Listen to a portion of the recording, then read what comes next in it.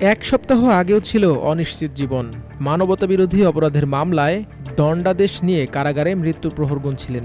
গণ অভ্যুত্থানে পট পরিবর্তনের ফলে আদালতের এক রায়ে অনিশ্চিত জীবনে ফিরে আসে ছন্দ। প্রায় ১৩ বছর কারাবন্দী থাকার পর ২৮ মে নতুন সূর্যোদয়ে মুক্ত বাতাসে নিঃশ্বাস নেন জামায়াত নেতা এটিএম আজহারুল ইসলাম।